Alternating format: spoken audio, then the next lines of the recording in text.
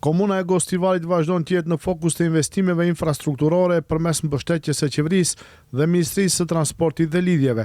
Kjo u theksua gjatë takimit mes kryetarit të komunës Valbon Limani dhe zëvendës Ministres së Transportit dhe Lidhjeve Kaltrina Zekolli Shaqiri, ku u diskutua për projektet aktuale dhe planet e ardhshme për qytetin.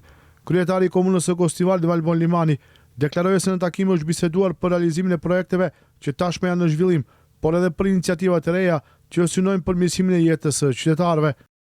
Bisedë rreth të gjithë projekteve të cilat më veç janë në realizime sipër në qytetin tonë, si pjesë e 2 thirrjeve të qeverisë së Republikës së Maqedonisë së Veriut, por gjithsesi bisedë edhe për bashkëpunim në të ardhmen dhe projekte potenciale për të ardhmen, të cilat i tangojnë qytetarët tonë.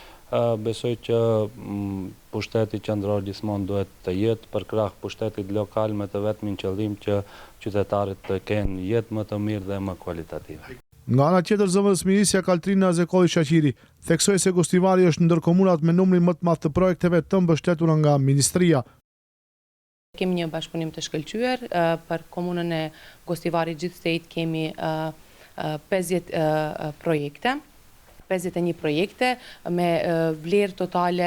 Në thirrjen e parë kemi diku 12 projekte, ndërsa në thirrjen e dytë kemi 39, më korrigjo kryetar nëse diçka kam gabuar, diku me vlerë totale prej 9.1 milion euro. Mund të theksoj se komuna Gostivaret është një ndër komunat me më shumë projekte të përkrahura po nga ana e ministrisë. Të gjitha këto kanë të bëjnë më shumë me rikonstruim ose ndërtim të rrugëve të reja. Si ministri mbesim të përkushtuar që të punojmë më shumë në decentralizim dhe në fuqizimin e komunave mbar vendit. Projektet e mbështetura përfshin kryesisht ndërtimin dhe rikonstruimin e infrastrukturës rrugore, ndërsa autoritetet paralajmërojnë vazhdimin e investimeve edhe në periudhën e ardhshme.